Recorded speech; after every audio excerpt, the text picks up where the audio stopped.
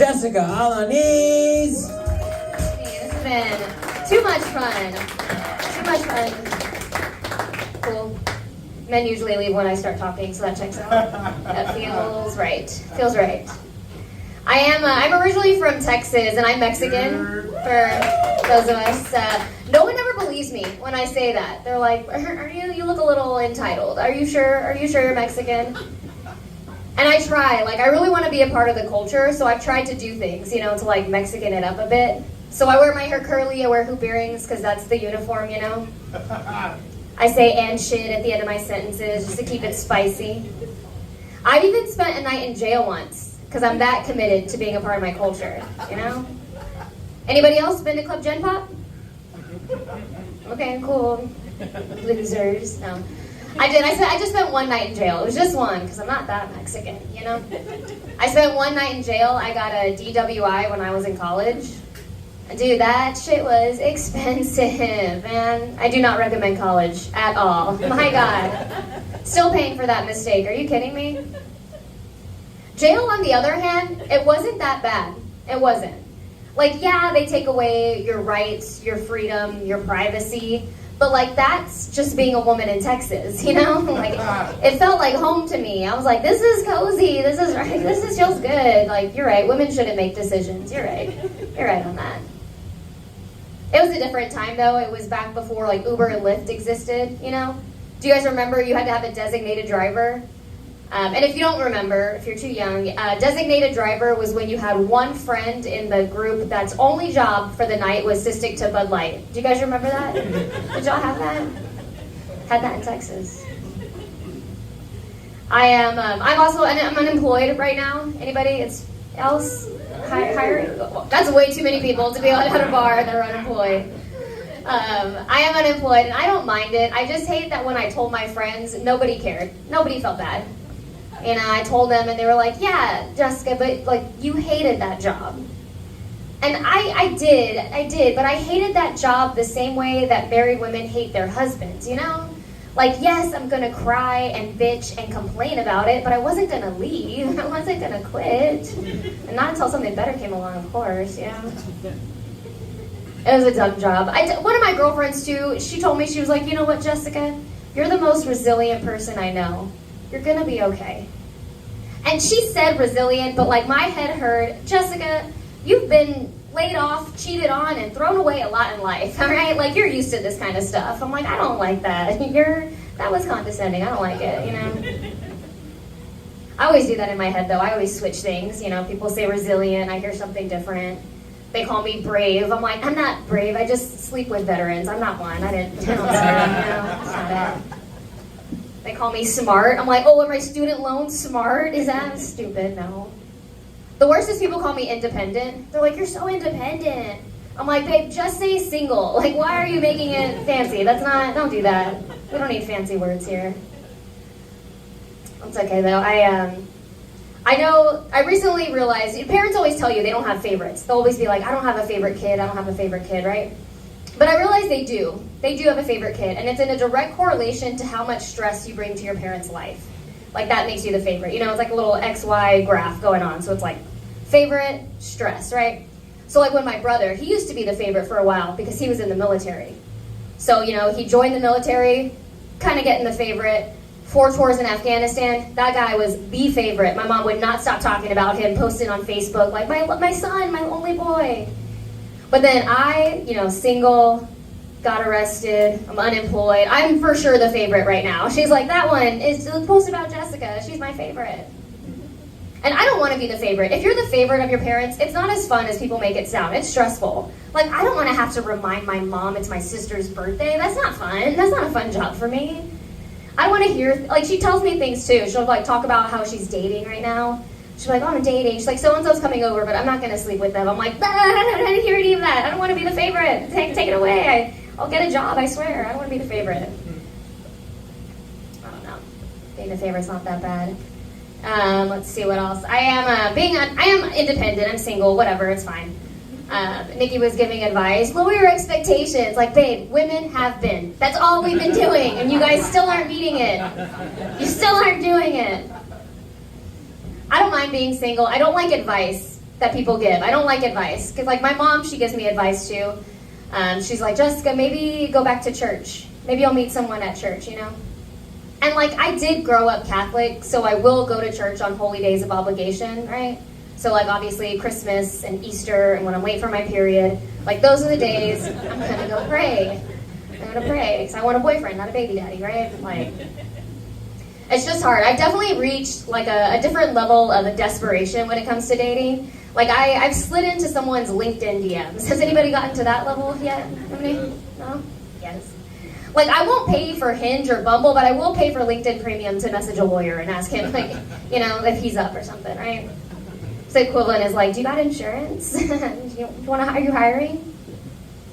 I did. I sent a real cute message. We matched on Bumble. I, like, let the time expire, so I was like, fuck, let me find him, like a stalker. And I did, you know, he's really easy to find. He's a lawyer. It's cool. And no response. No response from it. So, you know, LinkedIn, I guess, works for jobs. Definitely doesn't work for dating. I'll tell you that. Does not work. I also went speed dating. Has anybody done that? Yeah, I'm the only one that low. That's awesome. I went speed dating, and it was okay. It was at a bar called Weary Livers, which is so fun to tell your kids. I met your dad at a bar named after alcoholics and people who are just fucking downright, like, exhausted, weary. I'm like, it just, like, sounds like the worst place. And, like, the whole concept is you meet 14 different people and you have 5 minutes with each of them to, like, kind of make a match, right? And you might think 5 minutes is not a lot of time, but I can promise you that is enough time to know that you don't want to see that person again. I promise you. There was one guy, I was like, oh, like, what's your ethnicity? Like, where are you from? And he was like, I don't want to answer that. And I was like, all right, I didn't realize this was like an improv game. Like, next choice. I didn't realize that was how that was going to work. And he asked me, and I said, well, I'm Mexican and, like, a little bit of Spanish. So he said, was your mom from Spain or what? I was like, no, babe, I'm, like, 4th generation. And he was like, you Americans always claim races that you're not. And I was like, okay, well, where are you from? And he said, Mexico. And I was like, I'm from Texas, so I do think the border wall should be a little stronger. I think we should work on that. We should get you out of there. I don't know. I genuinely want to be in a relationship. I really do. I want to have a husband. I want kids. I want divorce. Like, I want the whole package. I do. But I know for me, I have trust issues. I definitely have trust issues because I had a friend. I had a really good friend, which by friend I mean me. I had a friend who dated a guy for 4 years. He cheated on her, got the other girl pregnant, and then broke up with me. I mean, my friend.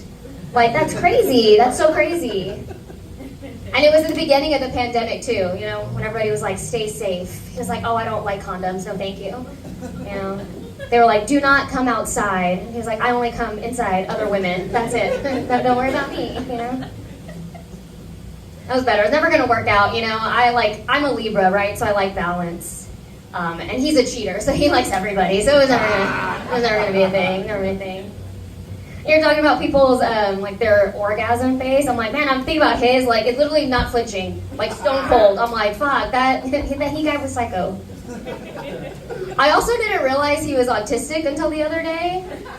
Because people were talking about, like, autistic people tend to like trains, and I was like, oh, he has, like, 3 tattooed on him. And, like, I was just like, that's so hot. No, never gonna work out. And I want to have kids. I want kids, and I know, like, in this economy, like, I still want to have them. I do. And every time I see someone do, like, a pregnancy announcement, I'm like, fuck, not me. Okay, God. Like, my little cousin, my baby cousin's about to have a baby. And I say baby cousin. She's 27. She's got a job, a house. She's like a full adult. But I'm just like, is she ready to have a kid? Like, this is the same person who called chicken breast chicken chi-chis until she was 21. I'm like, should that be raising a child right now? I don't know. I just want the Mexican-American dream, you know? Having, like, 5 kids, 2 baby daddies, an EBT card, and, like, a house where I leave the Christmas lights up all year round. Like, I want that. That's the future that I want to have. I want it. I did the apps for a little bit, but I had to get off because I matched with one guy, and he asked me, he said, hey, is English your second language? And I was like, oh my God, he thinks I speak Spanish. This is so cute. But he clarified. He was like, well, no, it's because you've misspelled so many words in such a short amount of time. I just assumed you didn't grow up speaking the language. I was like, yeah, well, no, English is the first. But disappointing men, second. Easy second, for sure. Mastered that one. Let's see. Being unemployed, we're talking about being poor. I'm gonna start getting money. I figured out I'm gonna make money. I'm gonna start getting residuals like actors do from all of the guys that I've dated. Like if you've seen me naked and thought about it after, pay me, okay? Like I deserve something from that, right? Like I'm like, imagine, dude, the nude photos I sent people who still have it in their phone. Like you don't have to delete it, that's fine. Just like send me a monthly Venmo. Like that would be awesome. I would love that. Like a little residual, you know what I mean? That'd be amazing. And I know some people are like, oh, nudes, like, oh, I would never send it. And those people have dads, so that makes sense for them. You know, they would never do that.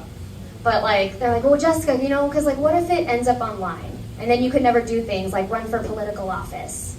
And I'm like, babe, I have an arrest record and a punch card to Planned Parenthood, dude. Like, that's not going to be the thing that takes me out. Are you kidding me? Come on. And they're like, well, what if he like shows all of his friends, you know? What if he shows everybody? And I'm like, babe, I'm single and I'm unemployed, okay? Like, consider it a business card, right? Like, pass it around accordingly. I work off referrals. Thank you so much. That'd be so great. I don't know. I think nudes are fun. I know women are always like, I hate getting nude pictures. I'm like the one woman. I'm like, send them out. Send them out, guys. Send them out. Because nothing makes, like, me feel more, like, excited than getting one and leaving a guy on red. Oh, my God. That's the best feeling ever. Women, you should do it. You should do it. All right, I'm Jessica Alanis. You guys have been fantastic. Woo!